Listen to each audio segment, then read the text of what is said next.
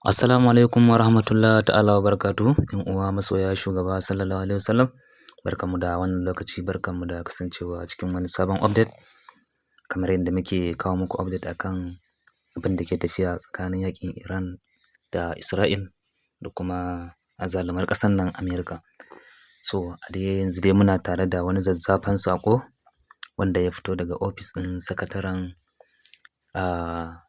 tsaron Iran, inda ya ba da wani zazzafan saƙo ga duniya musamman kuma al'ummar musulmai.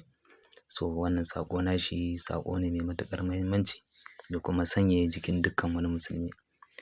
Ya ba ma musulman duniya haƙuri da wasu masu ganin cewar sun tsawaita. Ya kawo dalilansa, kaɗan daga cikin dalilan shine cewar lallai sun yi zaman sulhu ko kuma ana kan zaman sulhu tsakanin su da Amerika da kuma Iran. So amma sai kafiran nan suka karya alƙawari, suka kawo musu mummunan hari wanda har ya zama sanadiyyar ajalin shugabansu, wanda ya zama da cewar babu ya shi, wanda kuma kowa ya riga ya san hakan. Imam Khomeini ya zamanto uba ne ga Iran, kuma mu ma musulmai muna ganin shi da daraja sosai. Sanadiyyar wannan rashin da ya faru da su, hakan ya sa cewar lalle American sun musu wani tabon da za su jima ba su ji ya warke ba. Sanadiyyar wannan ya ce to dole su ɗauki matakin kare kai da kai. Sannan ya ƙara ba da haƙuri cewar ba su yi niyyar yin yaƙi da azumi ba, kuma ba a yaƙi da azumi, amma kamawa ta yi dole, wanda ya sa yanzu haka suke ci gaba da ba da wuta tsakanin abokanan hamayyarsu, wanda kuma suna jin babu taƙaitawa. Kuma ya ƙara isar da saƙon cewar nan gaba babu maganan sulhu tsakaninsu da Yahudawan nan. Maganan sulhu babu ita, ba za su ƙara zama teburin sulhu da su ba, balle su ƙara kintsa musu wata sabuwar yaudara. Sannan dai ya ƙara ba da wasu muhimman sanarwa kamar yadda za ku ji dai, ba tare da na cika ku da surutu ba. Fatan za a yi sauraro lafiya, a ci gaba da mana like, subscribe, sharing da kuma comment da kuma jin ra'ayoyikanku. Mun gode. Allah ya bamu sa'a, Allah ya ɗaga musulunci, ya ƙasƙantar da kafirci, alfarmar manzon Allah sallallahu alaihi wasallam. Jama'a assalamu alaikum wa rahmatullahi ta'ala wa barakatuhu. Barkanmu da yinin yau. Sakataren tsaro na ƙasar Iran ya tura da wasiƙa ko takarda ga dukkan al'ummar musulmai da shugabannin ƙasashen musulmai da al'ummar musulmai baki ɗaya. Ali Rajwani, zan karanta wasiƙar, za ku ji da yardan Ubangiji. Ya ce, da sunar Allah mai rahama mai jin ƙai. Ya ce, ƙasar Iran tana fuskantar barazana a gaban idonku kuna gani, yayin da Amerika da ƙasar mamaya Zionist kenan suka sama mu da suna ana sulhu a cikin wannan watar azumi, suka tilasta mu sai da muka fuskance su akan mu yi yaƙi. Duk da yake mun sani cewa a cikin azumi ba a yaƙi, amma ba mu ne muka fara wannan yaƙin ba. Su ne muna cikin sulhu ta hanyar diplomasiya suka yi muna yadda suka yi muna wancan karon, lokacin da muka yi yaƙi na kwana 12. Suka sama mu, suka kashe shugabanmu wanda muke ji da shi a ƙasar Iran. Babu wani mai girma wanda muke ganin kima, tamkar uba yake gare mu. Suka sama mu shi, suka kashe shi da yara diya mata ƙanana, suka yi musu kisan gilla da sunan ko kuma don hasashensu cewa suna son ko ta halin kaka sai sun raba ƙasar Iran da al'umman ƙasar Iran. Suna duban za su yi nasara akan yadda suka yi nasarar tarwatsa ƙasar Iraki da ƙasar Libya da wasu ƙasashe da suka yi nasara na tarwatsa su. Ya ce, al'ummar musulmi ku sani da talakawan da ke cikin ƙasar wa'annan shugabannin musulunci. Ya ce, babu wata ƙasa a cikin 'yan uwanmu musulmai da ta fito ta ce bari ta zo ta taimaki ƙasar Iran, ko da ba ta ɓangaren yaƙi ba. Ya ce, ko da ta jajanta ma wannan ƙasar ne, bayan jajanta mata ta ba ta taimako akan abin da aka yi, musamman ma familin da aka kashe zuri'an gidansu, aka kashe 'yan uwansu. Ya ce, babu wanda ya zo da suna ya ba su taimako. Ya ce, abin da ma suka yi mana shine suka ba wa'annan maƙiyan namu wurin da za su zo su yaƙe mu, suka ba su wuraren da za su aje makaman da za su halaka mu da dukkan jinsin mu gaba daya. Ya ce wannan abin da suka yi mana ya nuna mana cewa har yanzu duniyar musulunci akwai minahinci da makirci a cikinta. Ya ce mu ba za mu yadda wata ƙasa ba, musamman kafirar ƙasa, ta ce ta haɗa kai da mu don ta cutar da wasu 'yan uwanmu musulmai.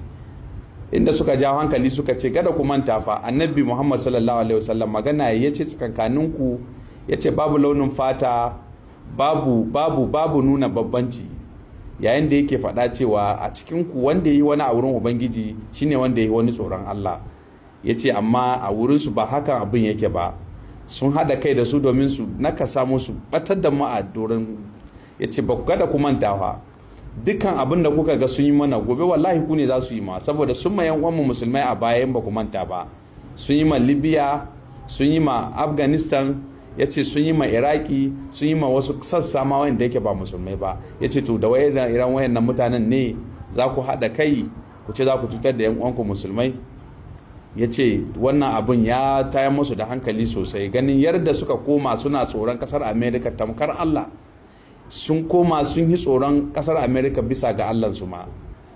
Duk da yake ya kamata su tsaya ma gaskiya, yau sun sani, amma aje batun maganan bangaranci na addini, abin da aka yi masu da cin kashin da aka yi masu yau, ko da kasar da ma ba su ma da addini ne ma, wannan abin ba wani mahaluki mai hankali mai tunani da zai ga hakan ga hayyace zai goyi bayan kasar ta yi haka, ta biyo ta shigo har cikin kasa ta kama shugaba ta kashe. Ce amma kuna tsoron su, kun gaza ma fitowa ku faɗi gaskiya, ko da a idon duniya ne ku tsaya akan gaskiya. Ita gaskiya takan kasance ne ka faɗi ta ko gaban wane ne ko wurin wane ne, face ma ko da mahaifinka ne ko da mahaifiyarka ne ko dan uwanka ne ko da abokinka ne, idan ta kama ka kan faɗi gaskiya, saboda ita ne kaɗai za ta yi settin naka firi. Ya ce wasu ƙasashe ma abin mamaki kamin haka ya faru sun je a majalisar ɗinkin duniya sun kawo hujja, sun ja ma ƙasashe kunne gada su bari a yi amfani da ƙasansu a kawo masu hari. Ya ce sannan wannan ƙasan nasu da aka yi amfani da shi duk sun kai ma wuraren nan hari, sun tarwatsa su, wai har wasu su zo su ce wai su sun ci zarafinsu, wai har suna maganan cewa wai a hukunta Iran. Ya ce inna lillahi wa inna ilaihi raji'un. Yanzu duniyar musulunci ta yi irin wannan lalacewan da zai kai cewa ka hihi ta bare aljihun baya bisa ga dan uwanka musulmi. Ya ce ba ku tunanin abubuwan da zai faru da musulunci a nan gaba, duk da yake ubangiji shi ke ba addinin ci kariya. Kuna ji kuna gani, ku da ya kamata ku tsaya ku ba addinin musulunci kariya, ku tsaya kan gaskiya. Mu ba mun ce sai kun goyi bayan mu ba, in dai mu ne ba mu da gaskiya, amma idan aka zo wurin maganan gaskiya ya kamata ku tsaya ne ku yi magana na gaskiya. Amma yau duniyar musulunci ba abin da ta gane in ban da makirci da shiri da kulle-kulle. Ya ce idan kuka tsaya ma gaskiya, kuka tsaya musulunci, ya ce to haɗin kanmu shine zai ba addinin musulunci kariya da mu baki daya. Yau da mun haɗa kanmu, wace ce America, wace ce ƙasar Yahudawa, su waye ne Zionist? Ya ce ya kamata al'umman duniya musamman musulmai su farka, su san me suke yi, su yi abin da zai taimaki kansu, don tarihi zai maimaita kanshi. Ko ka tsaya kan gaskiya ko kuma ka tsaya kan ka goyi bayan mutane da suke azzalumai marasa gaskiya. Wannan sakon shi kenan.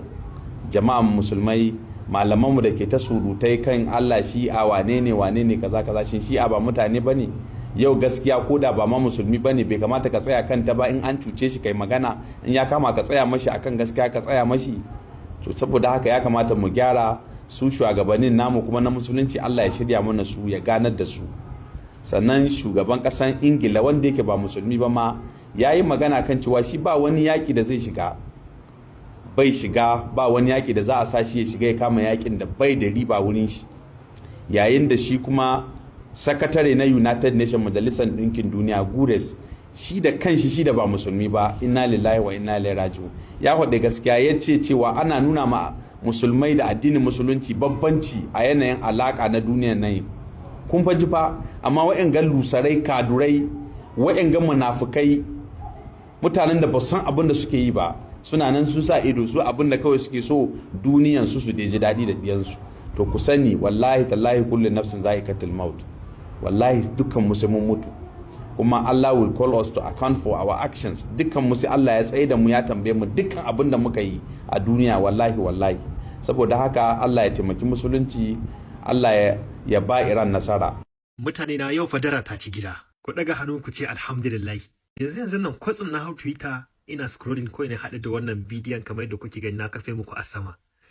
Yau fadara ta ci gida, yau shugaban ƙasar Amerika ya faɗi gaskiya abin da yake ƙarƙashin zuciyar shi faɗa ba tare da wani wasa ba ko wani walle-walle. Abin ku da ya faɗa fa shine zaka ke ta yawo a social media da duniya gaba ɗaya ma. Shugaban ƙasar Amerika ya ce, mun girgiza matuƙa bayan mun kama Iran hari, yadda ta ƙaddamar da hari da dozen of missile, dozen of drones. Ya ce mun yi mamaki, ya ce mun aje air defense system a Qatar, mun aje air defense system a Qatar, mun aje a Saudi Arabia, mun aje a Bahrain, mun aje a Kuwait, mun aje a Israel. Ya ce amma basirin Iran yana ba su mamaki. Iran tana amfani da ƙananan drone wanda za mu harba mu kuma za mu harba wato air defense system ya kakkaɓo su a daidai wani lokacin sai kuma babban makamin da su harbo daga baya zo ya dira. Amma kar ku ji ba a ji mutuwan sarki a bakina. Ku ji da bakin shi gashi nan.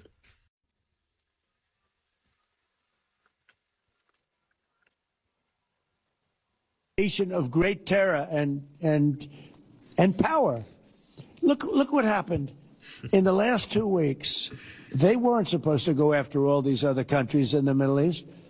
Those missiles were set to go after them. So they hit Qatar, Saudi Arabia, UAE, Bahrain, Kuwait. Nobody expected that. We were shot. And the other one, they fought back. They could have yielded. But think of it, if we weren't around, they had tremendous power. Me yasa suke taimakon mu gurin yaƙi da ƙasar Rasha a ƙasar Ukraine? Amma na nemi haɗin kansu su zo mu taimake mu a yaƙi ƙasar Iran. Sun ƙi kwata-kwata. Yace shi wannan abin yana bashi mamaki, yana bashi takaici. To ai tukunna ma baka ga takaici ba. Kuma ya ce wai bari ya gama da ƙasar Iran zai dawo kan wayannan ƙasashen da suke amincewa. To ai sun fa ƙarfin ka. Kai da yanzu haka matsalan ka ma na a sauke ka da kan mulki ma kana nan baka kauda shi ba. Magana ake akan Estin ba. Wannan harin ya kai shi ne ko ba yadda zai, saboda idan bai kai hari an fake da yaki ba za a saki wani fayil din da ya sauke shi sai sanadiyar sauke shi a kujerarsa. Wannan shine gaskiyar magana kawai. Allah ya samu dace.